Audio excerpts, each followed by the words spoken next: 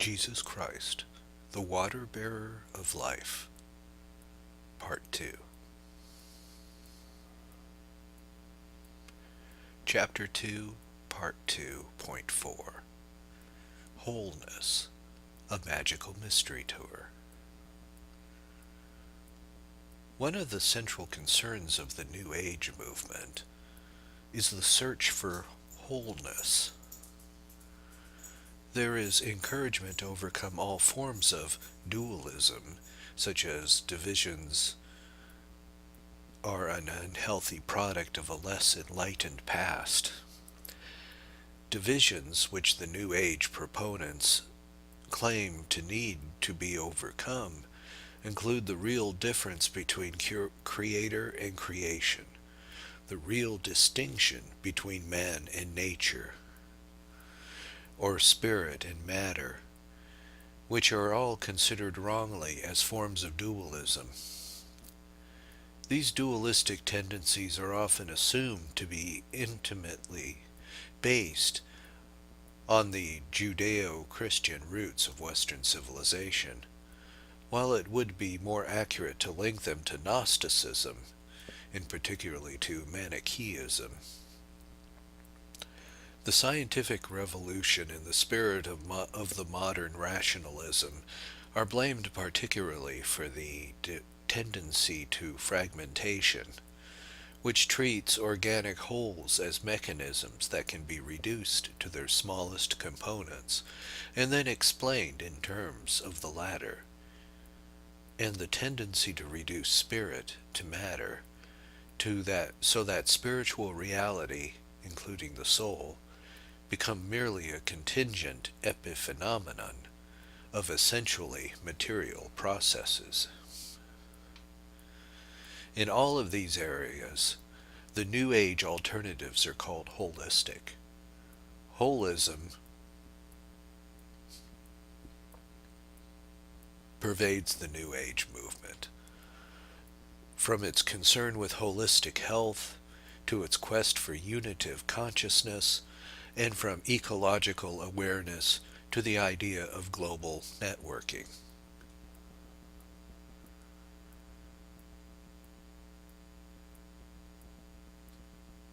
Chapter 2, Section 3. The Fundamental Principles of New Age Thinking. Section 1. A Global Response in a Time of Crisis.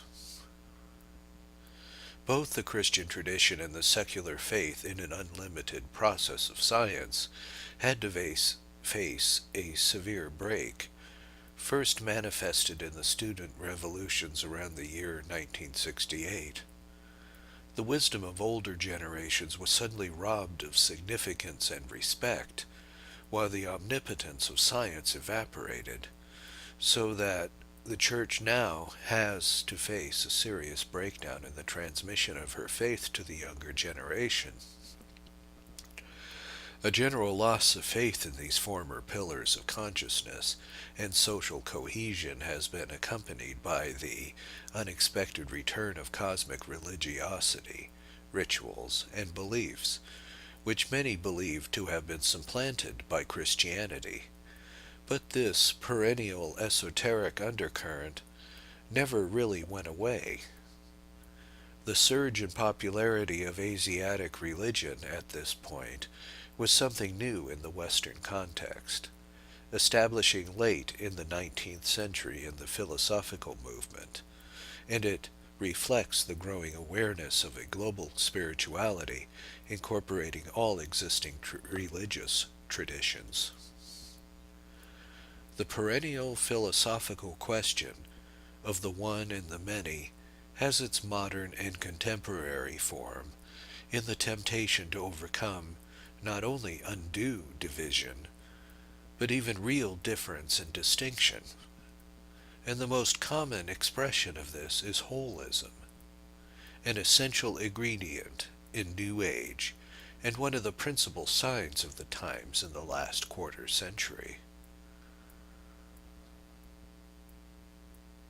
An extraordinary amount of energy has gone into the effort to overcome the division into compartments of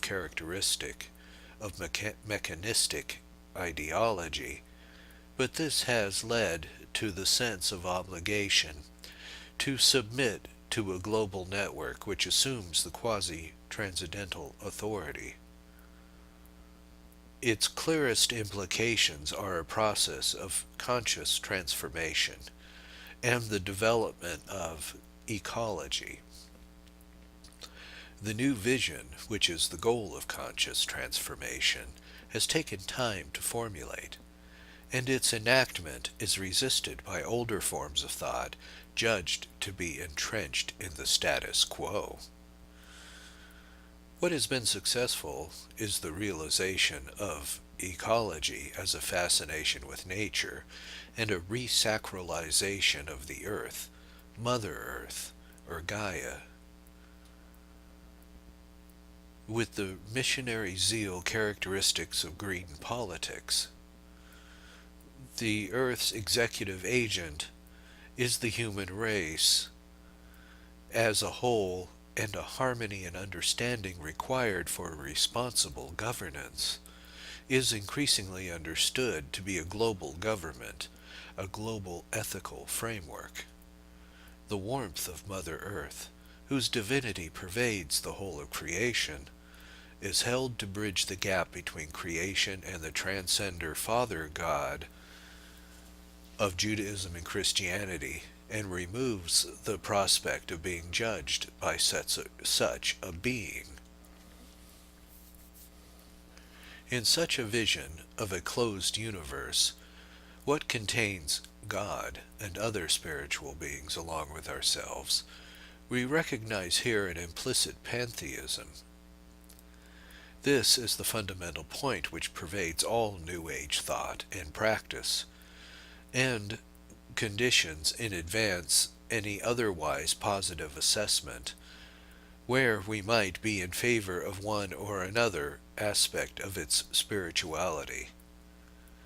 As Christians, we believe, on the contrary, that man is essentially a creature and remains so for all eternity, so that an absorption of the animal I in the divine I will never be possible. Chapter 2, Section 3.2. The Essential Matrix of New Age Thinking. The essential matrix of New Age thinking is to be found in the esoteric theosophical tradition, which was fairly widely accepted in European intellectual circles in the 19th and 18th centuries. It was particularly strong in Freemasonry, spiritualism, occultism, and theosophy, which shared a kind of esoteric culture. In this worldview, the visible and the invisible universes are linked by a series of correspondences, analogies, influences between the microcosm and macrocosm, between metals and planets, between planets and various parts of the human body, between the visible cosmos and the invisible realms of reality. Nature is a living being, shot through with networks of sympathy and antipathy, animated by a light and a secret fire which human beings seek to control. People can contact the upper or lower worlds by means of their imagination, an organ of the soul or spirit, or by using mediators, angels, spirits, or devils, or rituals. People can be initiated into the mysteries of the cosmos, God and the self, by means of a spiritual itinerary of transformation. The eventual goal is gnosis, the highest form of knowledge, the equivalent of salvation. It involves a search for the oldest and highest tradition in philosophy, what is inappropriately called Philosophia Perennis, and religion, primordial theology, a secret, esoteric doctrine which is the key to all the esoteric traditions which are accessible to everyone. The esoteric teachings are handed down from master to disciple in a gradual program of initiation. 19th century esotericism is seen by some as a completely secularized. Alchemy, magic, astrology, and other elements of traditional esotericism has been thoroughly integrated with aspects of modern culture, including the search for causal laws, evolutionism, pathology, and the study of religions. It reached past its clearest form in the ideas of Helena Blavatsky, a Russian medium who founded the Theosophical Society with Henry Olcott in New York in 1875. The society aimed to fuse elements of Eastern and Western traditions in an evolutionary type of spiritualism. It had three main aims. 1. To form a nucleus of the universal brotherhood of humanity without distinction of race, creed, caste, or color. 2. To encourage the study of comparative religion, philosophy, and science. 3.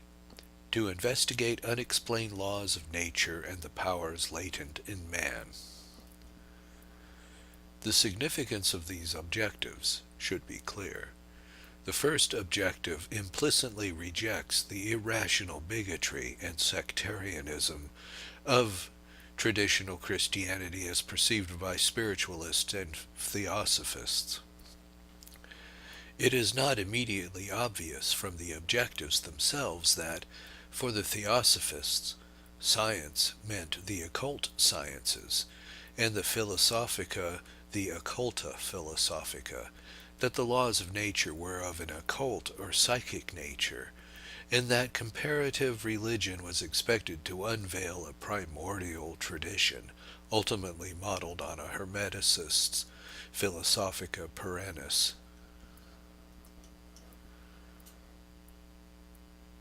A prominent component of Mrs. Blavatsky's writings was the emancipation of women, which involved an attack on the male god of Judaism, of Christianity, and Islam. She urged people to return to the mother goddess of Hinduism and to the practice of feminine virtues. This continued under the guidance of Annie Besant, who was in the vanguard of the feminist movement. Wicca and women's spirituality carry on this struggle against patriarchal Christianity today. Marilyn Ferguson devoted a chapter of the Aquarian conspiracy to the precursors of the Age of Aquarius, those who had woven the threads of a transforming vision based on the expansion of consciousness and the experience of self-transcendence. Two of those she mentioned were the American psychologist William James and the Swiss psychiatrist Carl Gustav Jung. James defined religion as experience, not dogma, and he taught that human beings can change their mental attitudes in such a way that they are able to become architects of their own destiny. Jung emphasized the transcendent character of consciousness and introduced the idea of collective unconsciousness, a kind of store for symbols and memories shared with people of various ages and cultures. According to Wouter Gannegraaff, both of these men contributed to the sacralization of psychology, something that has become an important element of New Age thought and practice. Jung, indeed, not only psychologized esotericism, but he also sacralized psychology by filling it with the contents of esoteric speculation. The result was a body of theories which enabled people to talk about God while really meaning their own psyche, and about their own psyche while really meaning the divine. If the psyche is mind and God is mind as well, then to discuss one must mean to discuss the other.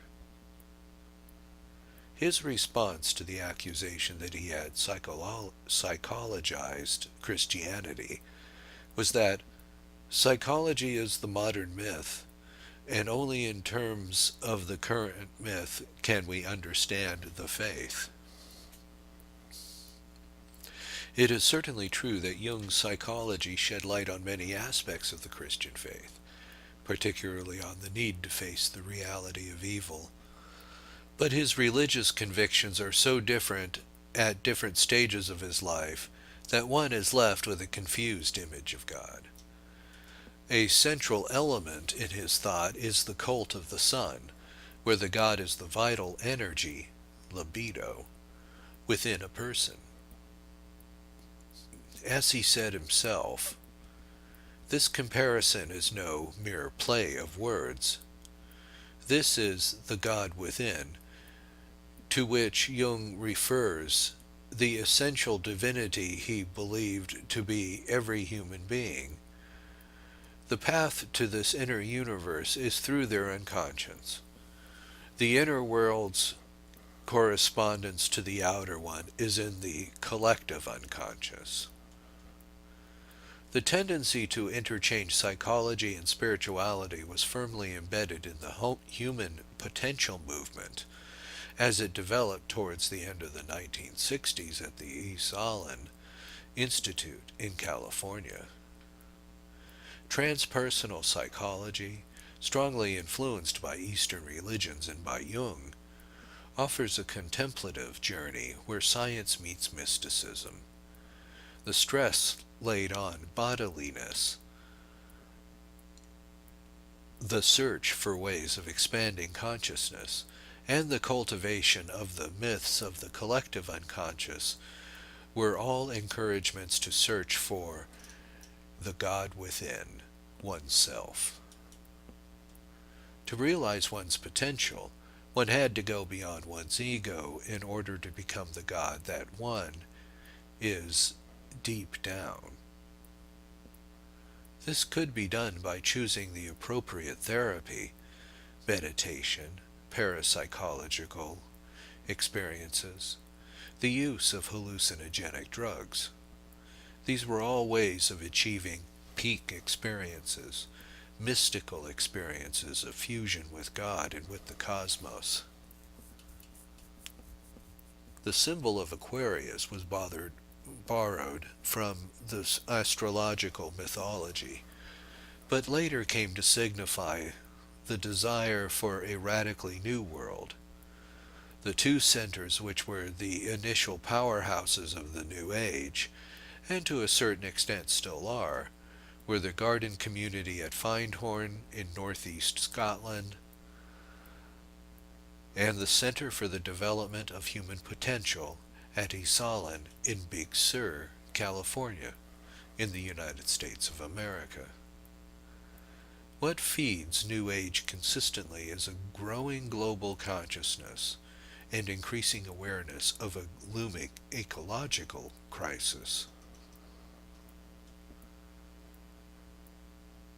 Chapter 2, Section 3, Part 3. Central themes of the New Age. The New Age is not, properly speaking, a religion, but it is interested in what is called divine. The essence of New Age is the loose association of the various activities, ideas, and people who might validly attract the term. So there is no articulation of anything like the doctrines of mainstream religions.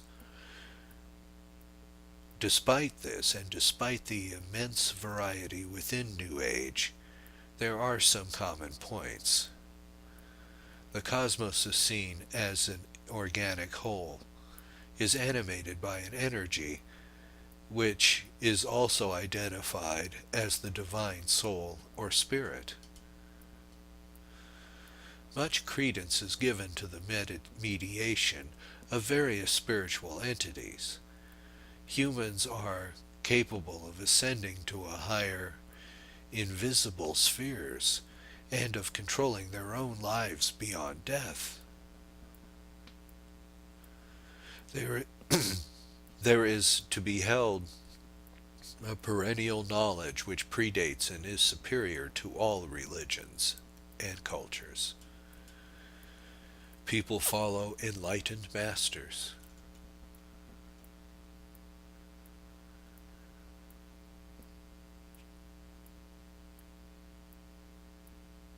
Chapter 2, Section 3, Part 4.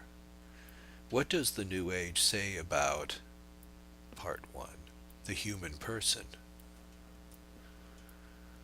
The New Age involves a fundamental belief in the perfectibility of the human person by means of a wide variety of techniques and therapies, as opposed to the Christian view of cooperation with divine grace.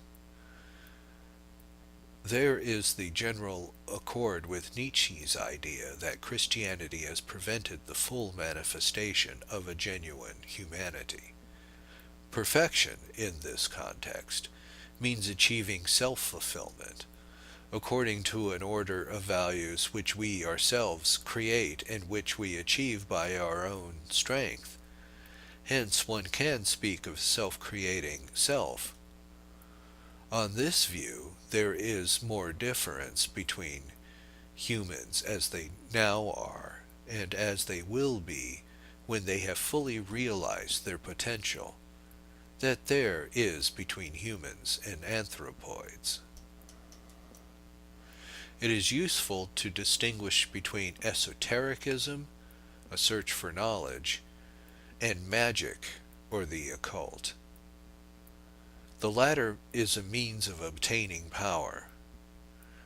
Some groups are both esoteric and occult. At the center of occultism is a will to power based on the dream of becoming divine. Mind-expanding techniques are meant to reveal to people their divine power, and by using this power, people prepare the way for the age of enlightenment. This exaltation of humanity overturns the correct relationship between creator and creature, and one of its extreme forms is Satanism. Satan becomes the symbol of a rebellion against conventions and rules, a symbol that often takes aggressive, selfish, and violent forms. Some evangelical groups have expressed concern at the subliminal presence of what they claim is satanic symbolism in some varieties of rock music, which have a powerful influence on young people. This was all far removed from the message of peace and harmony which is to be found in the New Testament. It is often one of the consequences of the exaltation of humanity when that involves the negation of a transcendent God. But it is not only something which affects these young people. The basic themes of esoteric culture are also present in the realms of politics, education, and legislation. It is especially the case with ecology. Ecology emphasis on biocentrism denies the anthropological version of the Bible, in which human beings are at the center of the world, since they are considered to be qualitatively superior to the natural forms. It is very prominent in legislation and education today, despite the fact that it underrates humanity in this way. The same esoteric cultural matrix can be found in the ideological theory underlying population control policies and experiments in genetic engineering, which seem to express a dream human beings have of creating themselves afresh. How do people hope to do this? By deciphering the genetic code, altering the natural rules of sexuality, defying the limits of death. In what might be termed a classical New Age account, people are born with a divine spark, in a sense which is reminiscent of ancient Gnosticism. This links them into the unity of the whole. So they are seen as essentially divine, although they participate in the cosmic divinity at different levels of consciousness. We are co-creators, and we create our own reality. Many New Age authors maintain that we choose the circumstances of our lives, even our own illness and health. In a vision where every individual is considered the creative source of the universe. But we need to make a journey in order to fully understand where we fit into the unity of the cosmos. The journey is psychotherapy, and the recognition of universal consciousness is salvation. There is no sin. There is only imperfect knowledge. The identity of every human being is diluted in the universal being and in the process of successive incarnations. People are subject to determining influences of the stars, but can be open to the divinity which lives within them in their continual search, by means of appropriate techniques, for an ever greater harmony between the self and divine cosmic energy. There is no need for revelation or salvation, which would come to people from outside themselves, but simply a need to experience the salvation hidden within themselves, self-salvation, by mastering psychophysical techniques which lead to definitive enlightenment. Some stages on the way to self-redemption are preparatory: meditation, body harmony, releasing self-healing energies. They are the starting point for processes of spiritualization, perfection, and enlightenment, which help people to acquire further self-control and psychic concentrations on transformation of the individual self into cosmic consciousness. The destiny of the human person is a series of successive reincarnations of the soul in different bodies. This is understood not as a cycle of samsara, in the sense of purification as punishment, but as a gradual ascent towards the perfect development of one's potential. Psychology is used to explain mind expansion as mystical experiences. Yoga, Zen, transcendental meditation, and tantric exercises lead to an experience of self-fulfillment or enlightenment. Peak experiences, reliving one's birth, traveling to the gates of death, biofeedback, dance, and even drugs. Anything which can provoke an altered state of consciousness are believed to lead to unity and enlightenment. Since there is only one mind, some people can be channels for higher beings. Every part of this single universal being has contact with every other part. The classic approach in New Age is transpersonal psychology, whose main concepts are the universal mind, the higher self, the collective and personal unconscious, and the individual ego. The higher mind is our real identity, a bridge between mind as divine mind and humanity. Spiritual development is contact with the higher self, which overcomes all forms of dualism between subject and object, life and death, psyche and soma, the self and the fragmentary aspects of the self. Our limited personality is like a shadow or a dream created by the real self. The higher self contains the memories of earlier reincarnations. Chapter 2, Part 3, Point 4, 2. God. New Age has a marked preference for Eastern or pre-Christian religions. The New Age has a marked preference for Eastern or pre-Christian religions, which are reckoned to be uncontaminated by the Judeo-Christian distortions. Hence, great respect is given to ancient agricultural rites and to fertility cults. Gaia, Mother Earth, is offered as an alternative to God the Father, whose image is seen to be linked to a patriarchal conception of male domination of women. There is talk of God, but it is not of a personal God.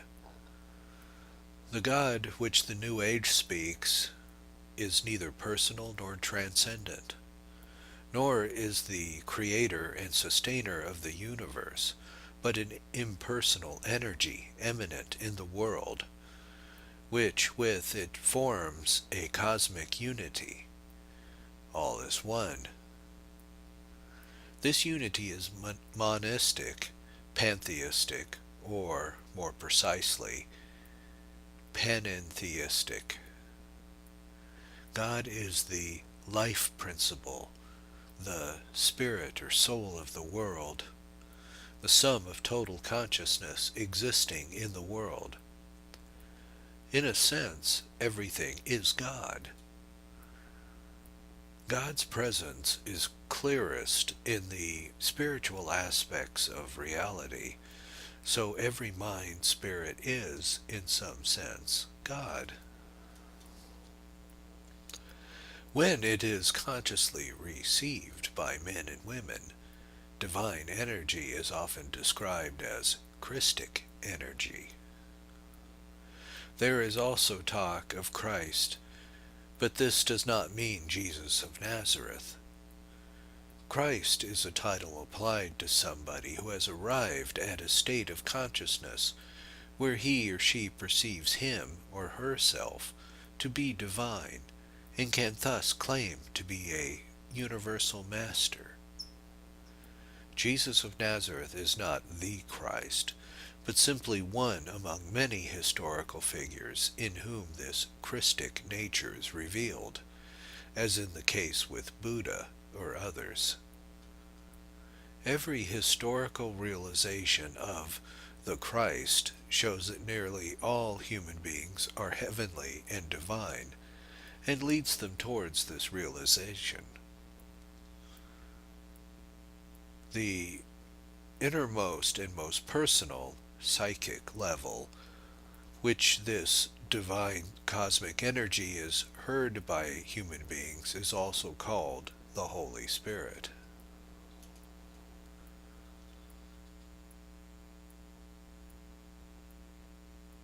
Chapter 2, Part 3, Point 4, Part 3, The World. The move from a mechanistic model of classical physics to the holistic one of modern atomic and subatomic physics, based on the concept of matter as waves of energy rather than particles, is central to much New Age thinking. The universe is an ocean of energy, which is a single whole or a network of links. The energy animating the single organism, which is the spirit, there is no altericity between God and the world. The world itself is divine and undergoes an evolutionary process which leads from inert matter to higher and perfect consciousness. The world is uncreated, eternal, and self-sufficient. The future of the world is based on an inner dynamism which is necessarily positive and leads to the reconciled divine unity of all that exists. God and the world, soul and body, intelligence and feeling, heaven and earth, are one immense vibration of energy.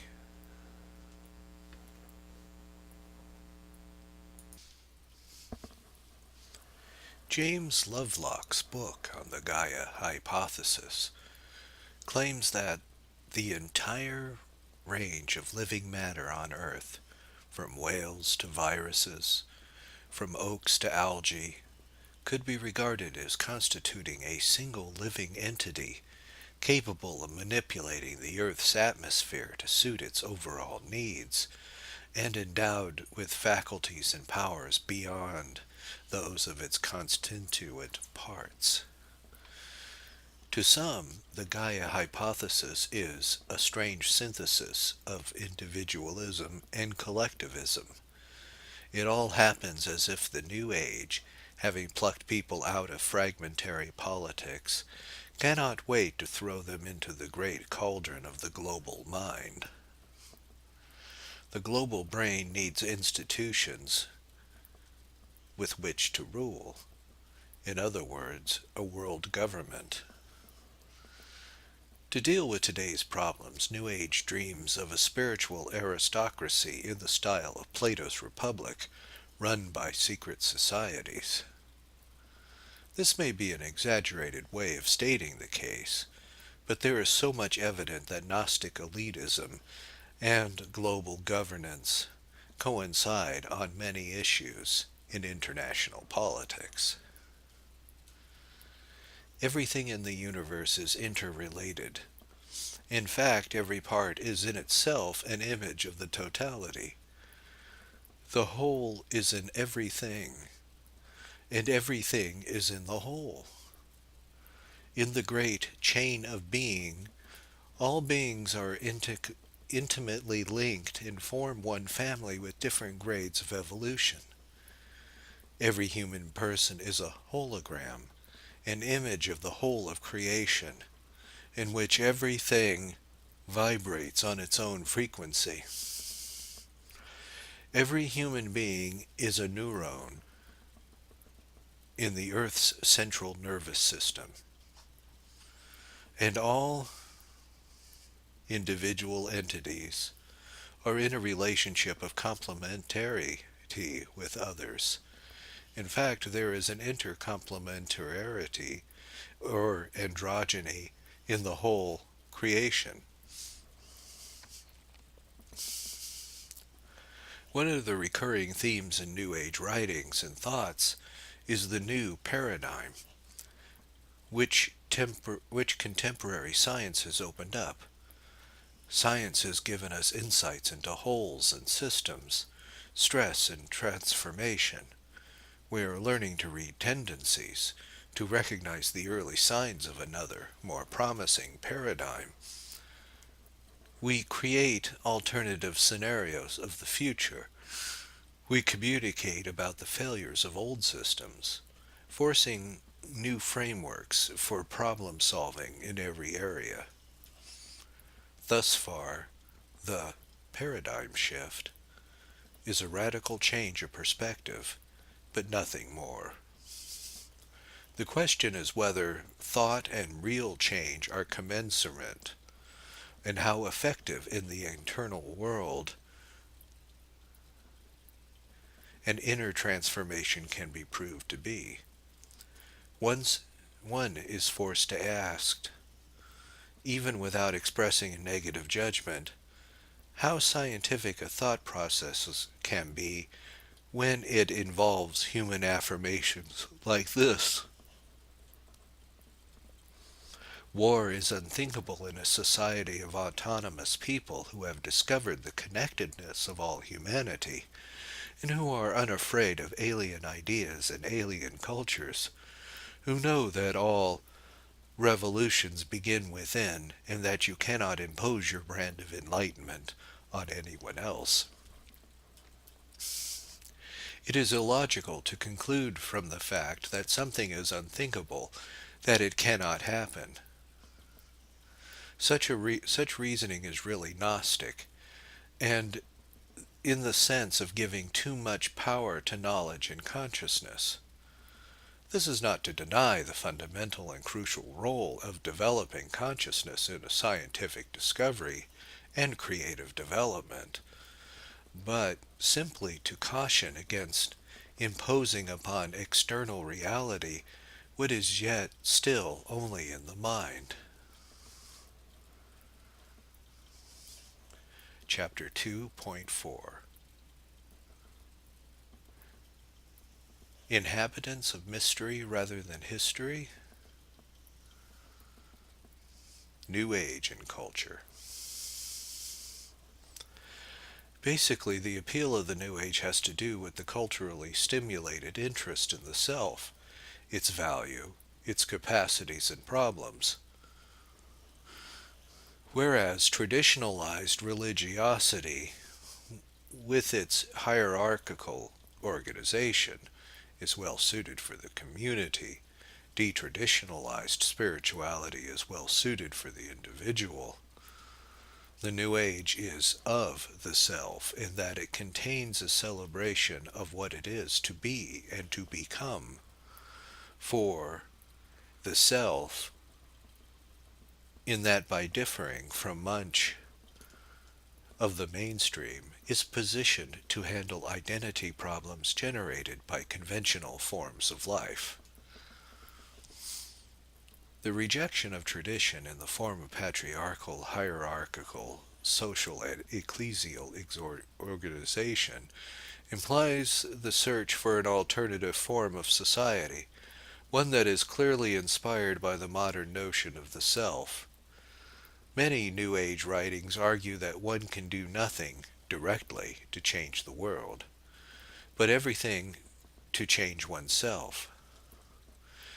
Changing individual consciousness is understood to be the indirect way to change the world. The most important instrument for social change is personal example. Worldwide recognition of these personal examples will steadily lead to the transformation of the collective mind, and such a transformation will be a major achievement of our time. This is clearly part of the holistic paradigm, and a restatement of the classical philosophical question of the one and the many. It is also linked to Jung's espousal of the theory of correspondence and his rejection of causality. Individuals are fragmentary representations of the planetary hologram.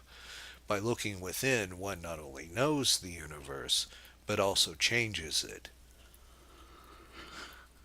But the more one looks within, the smaller and the political arena becomes. Does this really fit in with the rhetoric of democratic participation of a new planetary order? Or is it an unconscious and subtle disempowerment of people, which would leave them open to manipulation? Does the current preoccupation with planetary problems, ecological issues, depletion of resources, overpopulation, the economic gap between North and South, the huge nuclear arsenal and political instability, enable or disable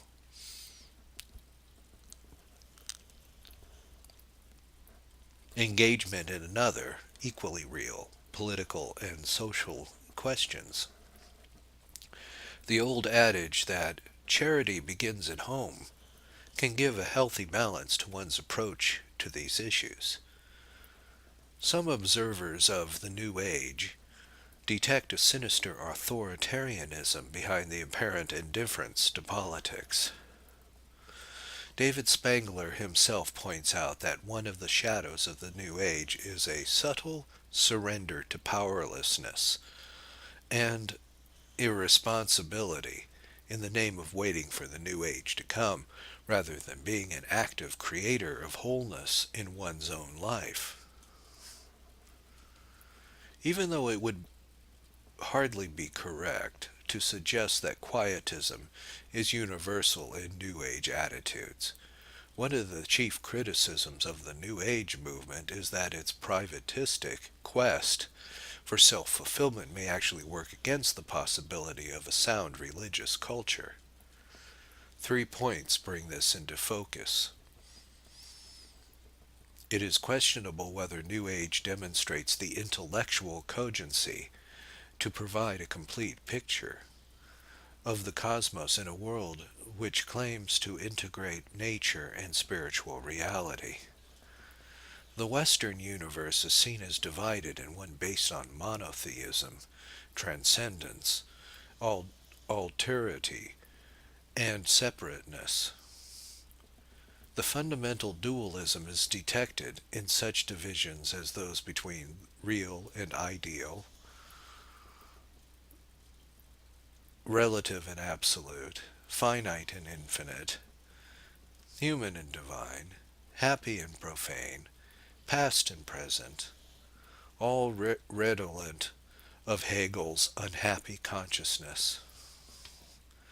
This is portrayed as something tragic.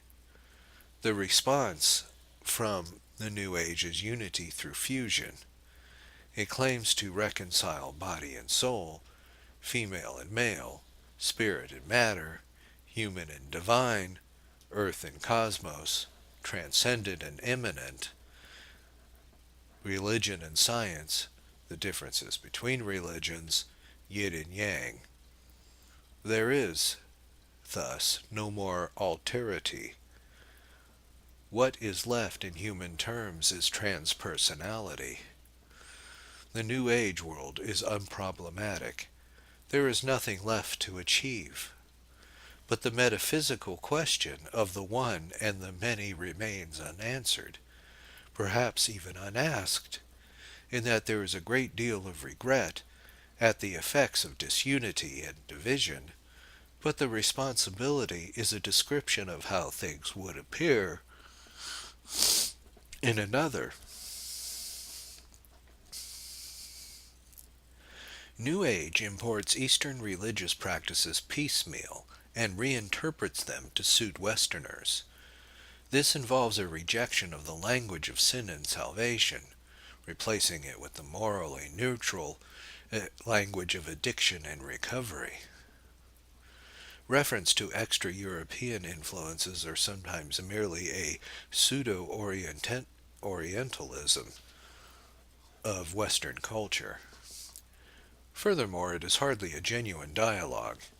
In a context where Greco-Roman and Judeo-Christian influences are suspect, Oriental influences are used precisely because they are all alternatives to Western culture.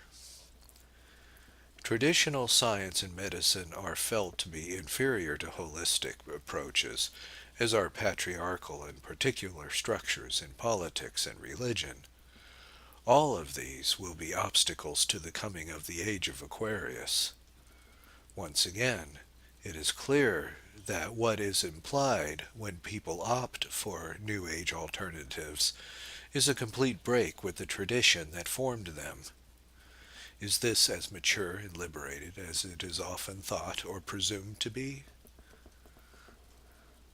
Authentic religious traditions encourage discipline with the eventual goal of acquiring wisdom, equanimity, and compassion.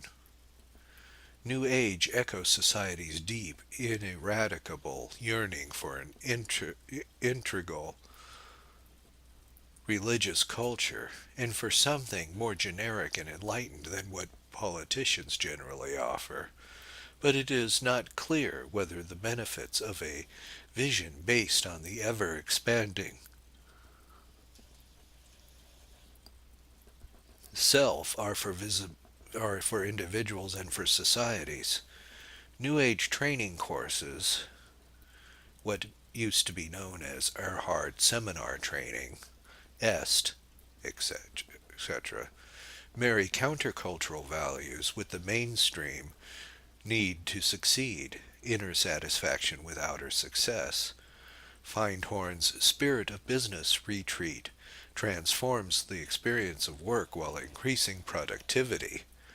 Some New Age devotees are involved not only to become more authentic and spontaneous, but also in order to become more prosperous through magic, etc. What makes things even more appealing to the enterprise-minded business person is that New Age training also resonate with somewhat more humanistic ideas abroad in in the world of business. The ideas have to do with the workplace as a learning environment, bringing life back to work, humanizing work, fulfilling the manager. People come first, or unlocking potential. Presented by New Age trainers, they are likely to appeal to those business people who have already been involved in more secular humanistic trainings and who want to take things further, at the same time for the sake of personal growth, happiness, and enthusiasm, as well as for commercial productivity. So it is clear that people involved do seek wisdom and equanimity for their own benefit. But how much do these activities in which they are involved enable them to work for the common good? Apart from the question of motivation, all of these phenomena need to be judged by their fruits, and the question to ask is whether they promote self or solidarity, not only with whales, trees, or like-minded people, but with the whole creation, including the whole of humanity. The most pernicious consequences of any philosophy of egoism is embraced by institutions or by a large number of people sufficiently identified by Cardinal Joseph Ratzinger as a set of strategies to reduce the number of those who will eat at humanity's table. This is a key standard by which to evaluate the impact of any philosophy or theory. Christianity always seeks to measure human endeavors by their openness to the Creator and to all other creatures, a respect based firmly on love. Chapter 2, Section 5. Why has New Age grown so rapidly and spread so effectively? Whatever questions and criticisms it may attract, New Age is an attempt by people who experience the world as harsh and heartless to bring warmth to that world. As a reaction to modernity, it operates more often than not on the level of feelings, instincts, and emotions. Anxiety about an apocalyptic future of economic instability, political uncertainty, and climate change play a large part in causing people to look for an alternative, resolutely optimistic relationship to the cosmos. There is a search for wholeness and happiness, often in an explicitly spiritual level. But it is significant that New Age has enjoyed enormous success in an era which can be characterized by the almost universal exaltation of diversity. Western culture has taken a step beyond tolerance, in the sense of grudging acceptance or putting up with idiosyncrasies of a person or a minority group, to a conscious erosion of respect for normality. Normality is presented as a morally loaded concept, linked necessarily with absolute norms. For a growing number of people, absolute beliefs or norms indicate nothing but an inability to tolerate other people's views and convictions. In this atmosphere, alternative lifestyles and theories have really taken off. It is not only acceptable, but positively good to be diverse. It is essential to bear in mind that people are involved with New Age in very different ways and on many different levels. In most cases, it is not really a question of belonging to a group or movement, Nor is there much conscious awareness of the principles on which the New Age is built. It seems that, for the most part, people are attracted to particular therapies or practices without going into their background, and others are simply occasional consumers of products which have been labeled New Age. People who use aromatherapy or listen to New Age music, for example, are usually interested in the effect they have on their health or well-being. It is only a minority who go further into the subject and try and understand its theoretical or mystical significance. This fits perfectly into the patterns of consumption in society where amusement and leisure play such an important part.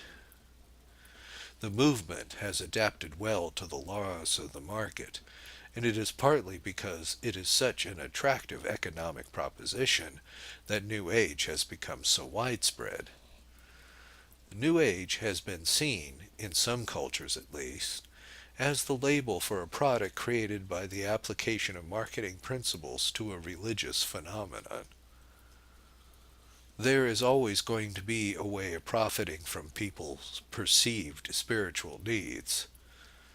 Like many other things in contemporary economics, New Age is a global phenomenon held together and fed with information by the mass media.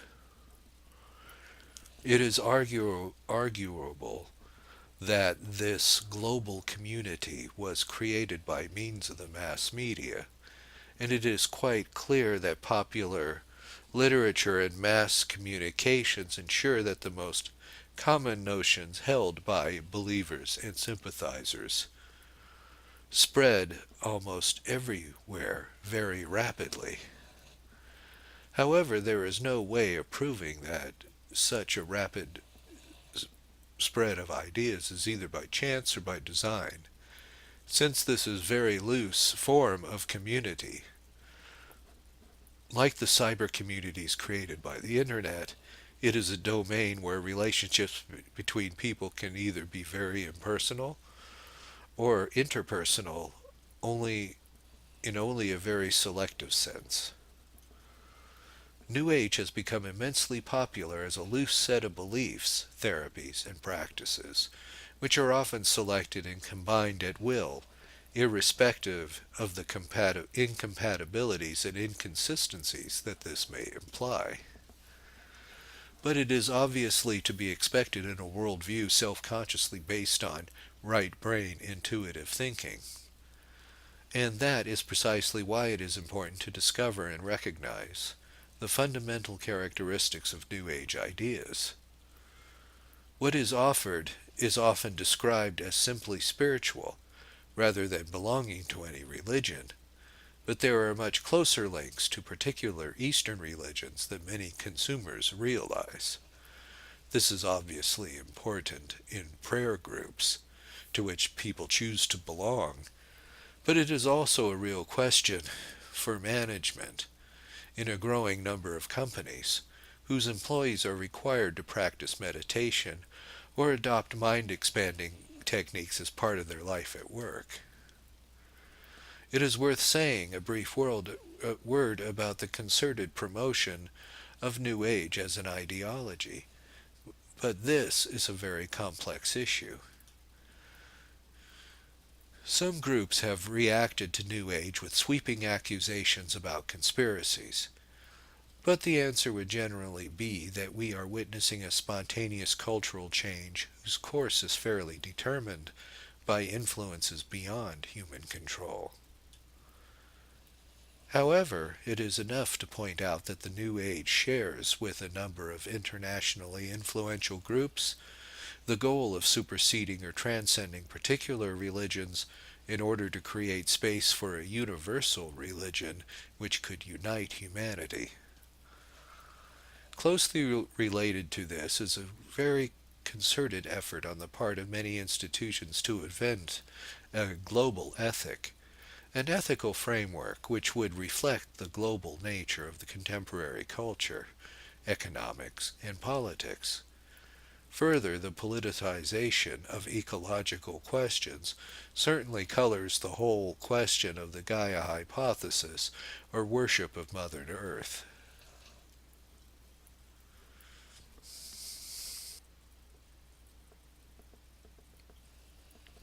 Chapter 3: New Age and Christian Spirituality. Section 1: New Age as Spirituality. New Age is often referred to by those who promote it as a new spirituality. It seems ironic to call it new when so many of its ideas have been taken from ancient religions and cultures. But what really is new is that the New Age is a conscious search for an alternative to Western culture and its Judeo-Christian religious roots. Spirituality in this way refers to the inner experience of harmony and unity with the whole of reality, which heals each person's feelings of perfections and finiteness. People discover their profound connectedness with the sacred universal force, or energy which is the nucleus of all life. When they have made this discovery, men and women can set out on a path to perfection, which will enable them to sort out their personal lives and their relationship to the world, and to take their place in the universal process of becoming and the new genesis of a world in constant evolution. The result is a cosmic mysticism based on people's awareness of a universe burgeoning with dynamic energies. Thus, cosmic energy can be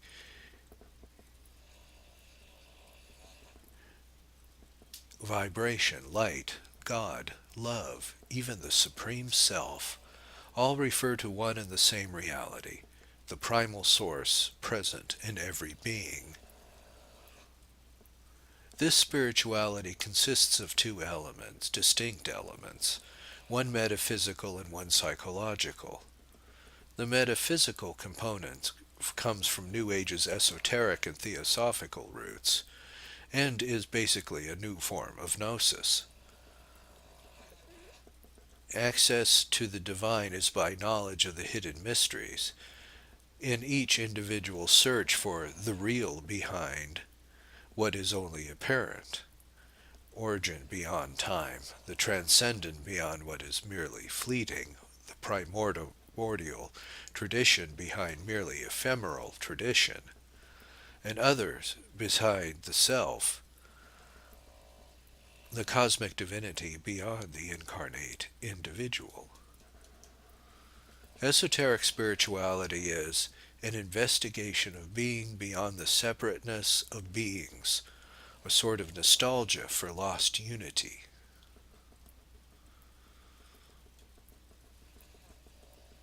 Here one can see the Gnostic matrix of esoteric spirituality. It is evident when the children of Aquarius search for transcendent unity of religions. They tend to pick out of the historical religions only the esoteric nucleus, whose guardians they claim to be. They somehow deny history and will not accept that spirituality can be rooted in time or in any institution. Jesus of Nazareth is not God, but one of the many historical manifestations of the cosmic and universal Christ. The psychological component of this kind of spirituality comes from the encounter between esoteric culture and psychology. New Age thus becomes an experience of personal psycho-spiritual transformation, seen as analogous to religious experience. For some people, this transformation takes the form of a deep mystical experience, from a personal crisis or a lengthy spiritual search. For others, it comes from the use of meditation or some sort of therapy, or from paranormal experiences which alter states of consciousness to provide insight into the unity of reality. Chapter 3: Part 2. Spiritual Narcissism. Several authors see New Age spirituality as a kind of spiritual narcissism or pseudo-mysticism. It is interesting to note that this critique was put forward by an important exponent of the New Age, David Spangler, who, in his later works, distanced himself from the more esoteric aspects of this current thought. He wrote that, in the more popular forms of New Age, individuals and groups are living out their own fantasies of adventure and power, usually of an occult and millenarian form. The principal characteristic of this level is attachment to a private world of ego fulfillment and a consequent, though not always apparent, withdrawal from the world. On this level, the New Age has become populated with strange and exotic beings, masters, adepts, extraterrestrials. It is a place of psychic powers and occult mysteries, of conspiracies and hidden teachings. In a later work, David Spangler lists what he sees as the negative elements, or shadows, of the New Age. Alienation from the past in the name of the future, attachment to novelty for its own sake, indiscriminateness and lack of discernment in the name of wholeness and communion, hence the failure to understand or respect the role of boundaries, confusion of psychic phenomena with wisdom, of channeling with spirituality, of the New Age perspective with ultimate truth. But in the end, Spangler is convinced that the selfish, irrational narcissism is limited to just a few New Agers. The positive aspects he stresses are the function of New Age as an image of change and as an incarnation of the sacred, a movement in which most people are very serious seekers after truth, working in the interest of life and inner growth.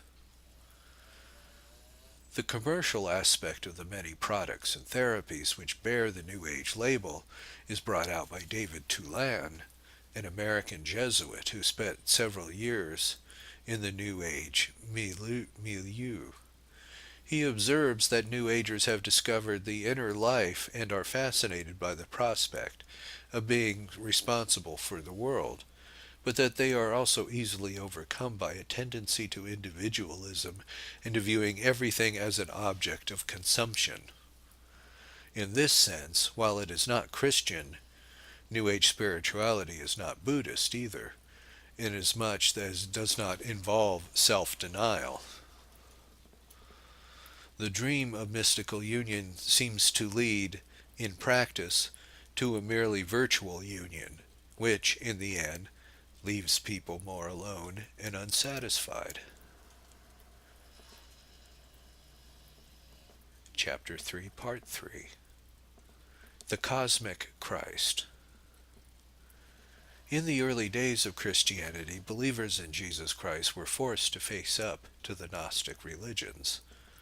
They did not ignore them, but took the challenge positively and applied the terms used of cosmic deities to Christ itself. The clearest example of this is the famous hymn to Christ in St. Paul's letter to the Christians at Colossae. He is the image of the unseen God and the firstborn of all creation. For in him were created all things in heaven and earth, and everything visible and everything invisible, thrones, dominations, sovereignties, powers. All things were created through him and for him. Before anything was created, he exists, and he holds all things in unity. Now the church is his body, he is its head. As he is the beginning, he was the first to be born from the dead, so that he should be first in every way. Because God wanted all perfection to be found in him, and, of course, to be reconciled through him and for him. Everything in heaven and everything on earth, when he made peace by his death on the cross. For these early Christians, there was no new cosmic age to come. What they were celebrating with this hymn was the fulfillment of all things which had begun in Christ. Time is indeed fulfilled by the very fact that God, in the Incarnation, came down into human history. Eternity entered into time. What fulfillment could be greater than this? What other fulfillment could be possible? Gnostic belief in cosmic powers and some obscure kind of destiny withdraws the possibility of a relationship to a personal God revealed in Christ. For Christians, the real cosmic Christ is the one who is presently active in the various members of his body, which is the Church. They do not look to impersonal cosmic powers, but to the loving care of a personal God. For them, cosmic biocentrism has been transposed into a set of social relationships in the Church, but they are not locked into the cyclical pattern of cosmic events, but focus on the historical Jesus, in particular on his crucifixion and resurrection. We find in the letter of the Colossians and the New Testament the doctrine of God different from the implicit in New Age thought. The Christian conception of God is one of a trinity of persons who has created a human race out of a desire to share the communion of Trinitarian life with creaturely persons. Properly understood, this means that authentic spirituality is not so much our search for God, but God's search for us. Another, completely different view of the cosmic significance of Christ has become current in New Age circles. The cosmic Christ is the divine pattern that connects in the person of Jesus Christ, but by no means is limited to that person. The divine pattern of connectivity was made flesh and set up its tent among us. John 1:14. The cosmic Christ, which leads an exodus from the bondage and pessimistic views of the Newtonian mechanistic universe, so ripe with competitions, winners and losers, dualisms, and anthropocentrism, and the boredom that comes when our exciting universe is pictured as a machine bereft of mystery and mysticism. Cosmic Christ is local and historical, indeed intimate to human history. The cosmic Christ might be living next door or even inside one's deepest and truest self. Although this statement may not satisfy everyone involved in the New Age, it does catch the tone very well, and it shows with absolute clarity where the differences between these two views of Christ lie. For the New Age, the cosmic Christ is seen as a pattern which can be repeated in many people, places, and times. It is the bearer of an enormous paradigm shift. It is ultimately a potential within us. According to Christian belief, Jesus Christ is not a pattern, but a divine person whose divine human figure reveals the mystery of Father's love for every person throughout history. John 3:16. He lives in us because he shares his life with us, but it is neither imposed nor automatic. All men and women are invited to share his life, to live in Christ.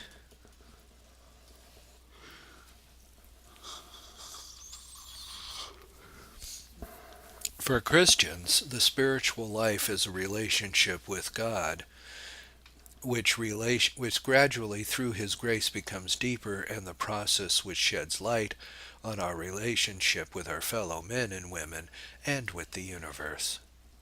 Spirituality in New Age terms means experiencing states of consciousness dominated by a sense of harmony and fusion with the whole. So, mysticism refers not to meeting the transcendent God in the fullness of love, but to the experience engendered by turning in on oneself, an exhilarating sense of being at one with the universe, a sense of letting one's individuality sink into the great ocean of being. This fundamental distinction is evident of all levels of compassion between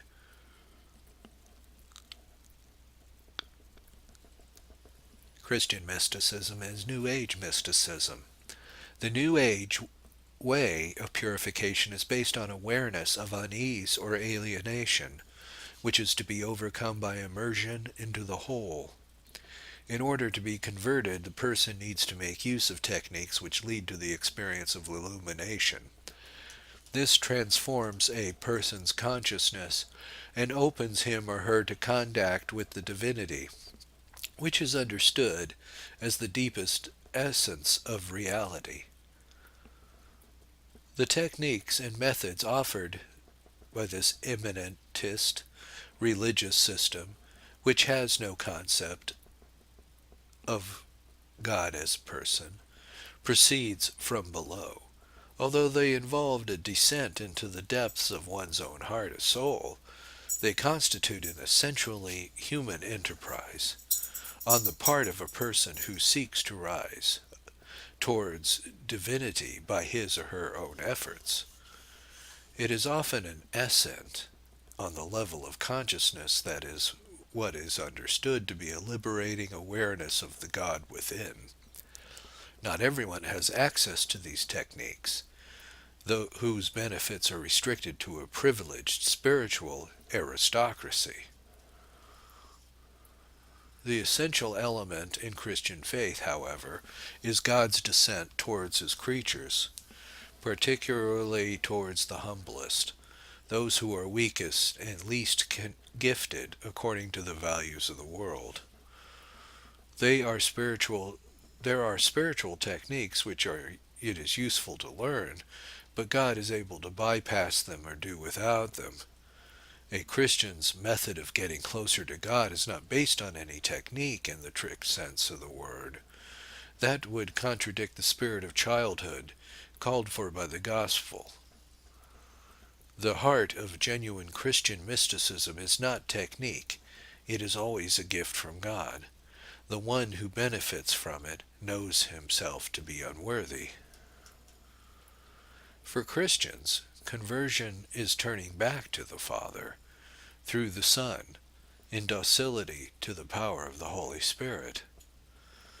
The more people progress in their relationship with God, which is always and in every way a free gift, the more acute is the need to be converted from sin, spiritual myopia, and self-infatuation, all of which obstruct a trusting abandonment to God and openness to other men and women. All meditation techniques need to be expurged of presumption and pretentiousness. Christian prayer is not an exercise in self-contemplation, stillness, and self-emptying, but a dialogue of love, one which implies an attitude of conversion, a flight from self to you of God. It leads to an increasingly complete surrender to God's will, and whereby we are invited to a deep, genuine solidarity with our brothers and sisters.